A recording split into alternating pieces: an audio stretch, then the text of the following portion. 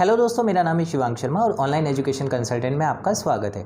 दोस्तों, जैसे कि हमें पता है कि अगर मैं इंडिया में टोटल यूनिवर्सिटी की बात करूं तो लगभग मार्च 2022 तक अगर मैं बात करूं तो 1000 से ऊपर यूनिवर्सिटीज़ हैं, प्राइवेट और गवर्नमेंट यूनिवर्सिटी सारी मिलाकर।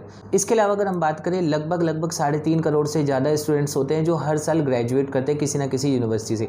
तो आज जो मैं आपके लिए कंपेरिजन लेके आया हूँ, 2 यूनिवर्सिटी हैं, स्वामी विवेकानंद सुभारती यूनिवर्सिटी और सुरेश ज्ञान विहार यूनिवर्सिटी। आप लोगों को पता होगा सुभारती यूनिवर्सिटी मेरठ की है और सुरेश ज्ञान विहार यूनिवर्सिटी जयपुर राजस्थान की है। इन दोनों में अगर आप एडमिशन लेना चाह रहे हैं किसी कोर्स में तो कौन सी यूनिवर्सिटी आपको बेटर है, उसका मैं पूरा का पूरा कंपैरिजन करूंगा, जिसमें कि ये है कि आपको बहुत इजी हो जाएगा सेलेक्ट करना कि कौन सी यूनिवर्सिटी में आपको जाना चाहिए। तो जब भी हम किसी यूनिवर्सिटी में एडमिशन लेते हैं सबसे पहले हम देखते हैं अप्रूवल्स की बात करूँ, दोनों ही यूनिवर्सिटी में कोई भी किसी भी तरह से कम नहीं है। यानी कि अगर मैं बात करता हूँ सुभारती यूनिवर्सिटी की, उसको भी डिस्टेंस एजुकेशन ब्यूरो का अप्रूवल है और नेक्स्ट से ए ग्रेड सर्टिफाइड है, यूजीसी अप्रूव तो ऑब्वियसली होती है। इसी तरह से सुरेश ज्ञान विहार यूनिवर्सिटी है, वो भी नेक्स्ट से ए ग्रेड है, डिस्टेंस एजुकेशन ब्यूरो का अप्रूवल है और यूजीसी अप्रूव्ड है। यूजीसी अप्रूव्ड है नहीं, कई बार आप पूछते हैं, तो ugc.ac.in पर जाकर आप ये चेक कर सकते हैं। प्राइवेट यूनिवर्सिटी में यूपी की है तो यूपी, राजस्थान की तो राजस्थान की कौन सी यूनिवर्सिटी को अप्रूवल है या नहीं है। बात करते हैं कोर्सेज़ की। नंबर 2 पे हमेशा होता है कि आपको बीए करना है, बीकॉम करना है, एमए करना है, बीबीए करना है। तो कोर्सेज़ क्या क्या हैं? कोर्सेज़ में अगर बात करूँ तो हाँ, स्वामी विवेकानंद सुभारती यूनिवर्सिटी में थोड़े ज़्यादा कोर्सेज़ है और अगर सुरेश ज्ञान विहार यूनिवर्सिटी की बात करें तो उसमें कोर्सेज़ थोड़े कम है as compare to Subharti university.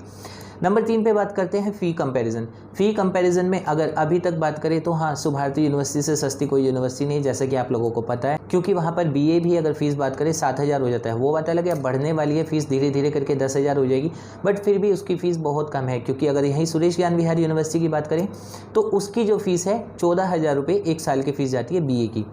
फिर उसके बाद बात करते हैं कि आपका एडमिशन प्रोसेस, यानी कि जब आप एडमिशन लेते हैं, अगर आप एग्जिस्टिंग स्टूडेंट हैं तो आपको ऑलरेडी पता होगा। जो नए स्टूडेंट हैं जो अभी एडमिशन लेने का सोच रहे हैं तो उनको मैं बता देता हूँ, सुभारती यूनिवर्सिटी में जब आप एडमिशन लेते हैं तो एनरोलमेंट आने में काफ़ी टाइम लगता है। इवन कई बार तो ये होता है एग्ज़ाम शुरू हो जाते हैं उसके बाद तक एनरोलमेंट आते हैं।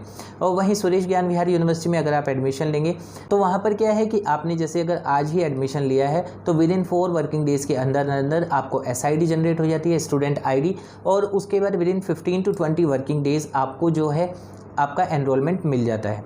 एनरोलमेंट मिलने के बाद आपको सुभारती यूनिवर्सिटी में जब होता है कि आपको किताबें मिलती हैं, बुक्स भी दी जाती है हार्ड कॉपी के तौर पे। वहीं सुरेश ज्ञान विहार यूनिवर्सिटी में आपको जब एनरोलमेंट हो जाता है, आपका स्टूडेंट लॉगिन बन जाता है, तो वहाँ पर क्या होता है कि आपका पूरा का पूरा एक LMS जनरेट होता है, रिकॉर्डेड क्लासेस होती है जिसको आप जब चाहें वहाँ पर रीड आउट कर सकते हैं। बात करते हैं एग्जामिनेशन की। एग्जामिनेशन पैटर्न जो है दोनों का अलग अलग है। स्वामी विवेकानंद सुभारती यूनिवर्सिटी में अगर हम बात करें तो आपको एग्ज़ाम जो देने होते हैं वो देने होते हैं ऑफलाइन मोड पर। ऑफलाइन मोड यानी कि आपको कॉपी दी जाती है, आंसर कॉपी आपको क्वेश्चन पेपर जो है वो आपका PDF होता है जिसको प्रिंट करके आपको दिया जाता है, जिसको आप देखकर वहाँ पर कॉपी फिल करके आपकी कॉपी अपने कंसल्टेंट को या यूनिवर्सिटी को सबमिट करते हैं। यूनिवर्सिटी में सबमिट होने के बाद उसको चेकिंग प्रोसेस होता है, तब जाके रिजल्ट आता है। वहीं अगर सुरेश ज्ञान विहार यूनिवर्सिटी की बात करें तो इसमें पूरा का पूरा प्रोसेस ऑनलाइन है। यानी कि एग्ज़ाम देने के लिए ना तो आपको किसी एग्जामिनेशन सेंटर पर जाना होगा, ना ही आपको किसी भी आपका जैसे कि यूनिवर्सिटी कैंपस है वहाँ जाना होता है। आपका जो स्टूडेंट लॉगिन होता है उसी में आपको एग्ज़ाम देना होता है, यानी कि वहीं पर आपके ऑब्जेक्टिव टाइप और थ्योरी टाइप होते हैं क्वेश्चन जो आप वहाँ पर अटेंड करेंगे। अटेंड करने के बाद रिजल्ट का प्रोसेस शुरू हो जाता है। रिजल्ट का प्रोसेस शुरू होने के बाद जो आपका रिजल्ट है पहले ऑनलाइन आता है, उसके बाद मार्कशीट आती है। उसके बाद बात करते हैं सुभारती यूनिवर्सिटी में जैसे कि मार्कशीट डिले होती है, जैसे कि आप सभी को पता है कि हाँ, कि अगर हम बात करें जून 2021 में भी जिन्होंने एग्ज़ाम दिए थे उसकी भी मार्कशीट अभी आना शुरू हुई है। तो इसी तरह से इस यूनिवर्सिटी में ऐसा कुछ नहीं है, लेकिन हाँ, इसमें फिर भी थोड़ा as compare to other university थोड़ा इसमें भी डिले है। ऐसा नहीं है कि इसमें आपको बिल्कुल टाइम पे मिल जाएगा।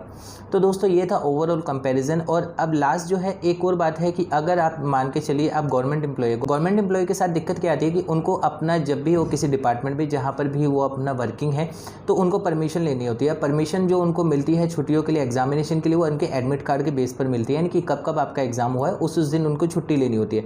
बट सुभारती यूनिवर्सिटी में जब हम लेते हैं कई बार होता है कि एडमिट कार्ड एग्जाम खत्म होने के बाद तक आ रहा है, जिस वजह से उनको वहाँ पर प्रॉब्लम आती है। और सुरेश ज्ञान विहार यूनिवर्सिटी में ऐसा कुछ नहीं है। तो हाँ, अगर आप गवर्नमेंट एम्प्लॉई है और जहाँ पर आपको अपने डिपार्टमेंट में ये कंपलसरी है कि आपको दिखाना ही होगा कि आपको इस दिन एग्ज़ाम है और उस दिन आपको छुट्टी लेनी है, तो उसके लिए मैं आपको सजेस्ट करूँगा कि आप सुरेश ज्ञान विहार यूनिवर्सिटी से ही अपना जो भी ग्रेजुएशन करना चाहते हैं, मास्टर करना चाहते हैं, वो करें।